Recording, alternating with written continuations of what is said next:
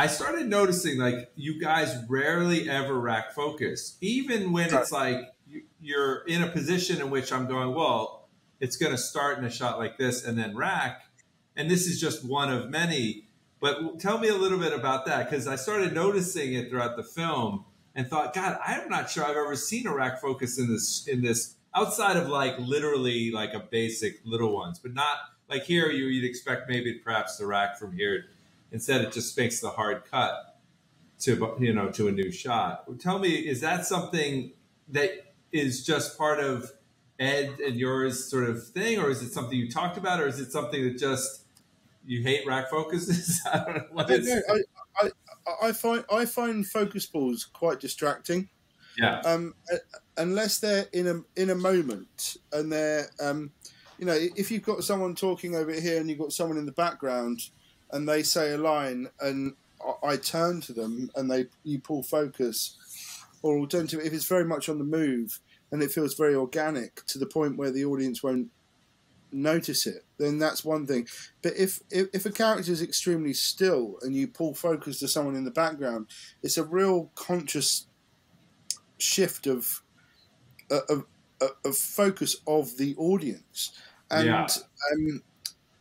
and yeah, it's just not something that we really wanted to do. So we designed it to be done in the edit, and so we were very, very, very conscious of that. And as you know, when you're shooting on large format, you've shot on the 65 and large format.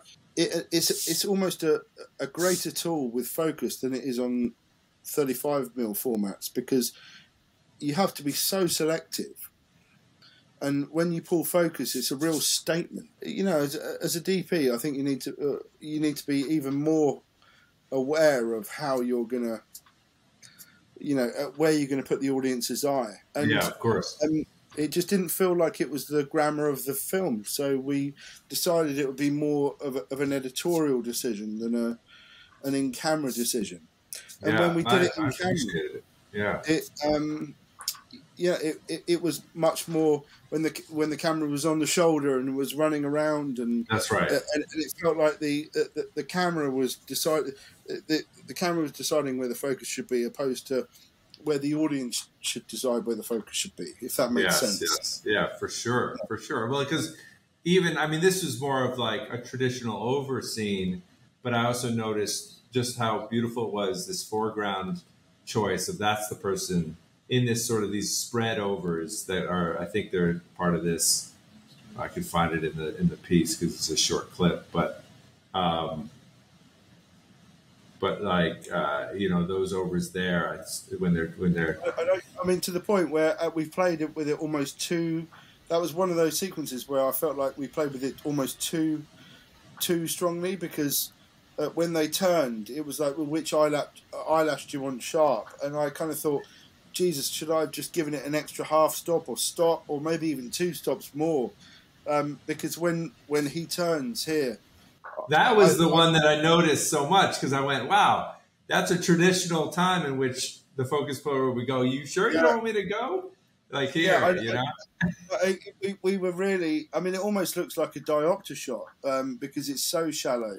But that was the point where I felt like, because the focus was just on him, I felt like as a DP that I had cocked up a little bit, because I should have just given it a little bit more stop, just so he's working within that depth of field, and the focus puller shouldn't have gone, or not shouldn't have, he should have gone with him, or she should have gone with him. But I felt like that was actually one of my mistakes, to be perfectly honest. But what do you reckon? Like on a shot like that, what do you think you were living in? 2.8 or more wide open than that? No, I'm pretty conservative when working in 65mm formats. Like I treat it like anamorphic. Like there are points where the image can be uncosmetically soft. Yes. And I never want the audience to look at the picture and kind of go, my eye is struggling. I want their eye to relax and know where to go. And the first time I ever experienced that was when I started shooting anamorphic. And then when you start shooting large format and then 65, even though it's spherical, you still need to be respectful of that. You know, I never want the audience to really struggle.